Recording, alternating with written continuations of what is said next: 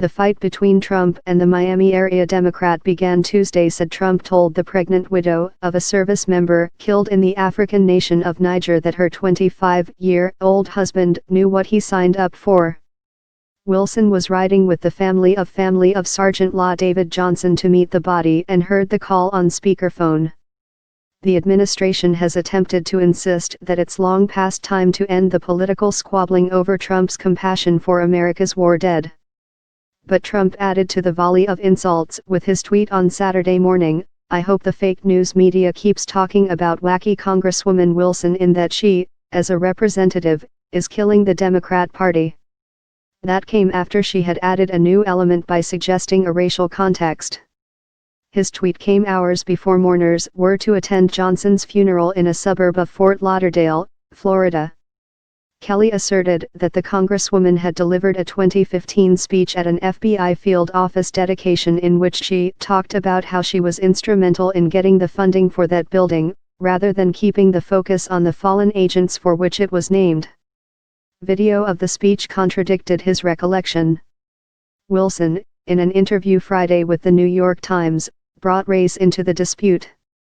"The White House itself is full of white supremacists," said Wilson, who is black, as is the Florida family Trump had called in a condolence effort this week that led to the back-and-forth name-calling. Trump, in an interview with Fox Business Network, then called Wilson's criticism of Kelly sickening. He also said he had had a "very nice call" with the late sergeant's family. The spat started when Wilson told reporters that Trump had insulted the family of Johnson, who was killed 2 weeks ago in Niger. She was fabricating that, Trump said. The soldier's widow and aunt said no, it was the president who was fibbing. Then Kelly strode out in the White House briefing room on Thursday, backing up the president and suggesting Wilson was just grandstanding, as he said she had at the FBI dedication in 2015. After news accounts took issue with part of that last accusation, White House Press Secretary Sarah Huckabee Sanders chastised reporters for questioning the account of a decorated general. Video of the FBI office dedication in Miami, from the archives of South Florida Sun-Sentinel, shows that Wilson never mentioned the building's funding, though she did recount at length her efforts to help name the building in honor of the special agents.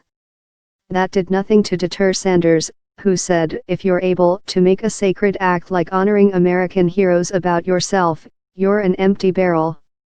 Sanders also used a dismissive Southwest rancher's term, calling Wilson, who often wears elaborate hats, "all hat and no cattle." The Defense Department is investigating the details of the Niger ambush, in which Islamic militants on motorcycles brought rocket-propelled grenades and heavy machine guns, killing the 4 and wounding others. The FBI said it is assisting, as it has in the past when American citizens are killed overseas. Sanders said Friday that if the spirit in which Trump's comments were intended were misunderstood, that's very unfortunate.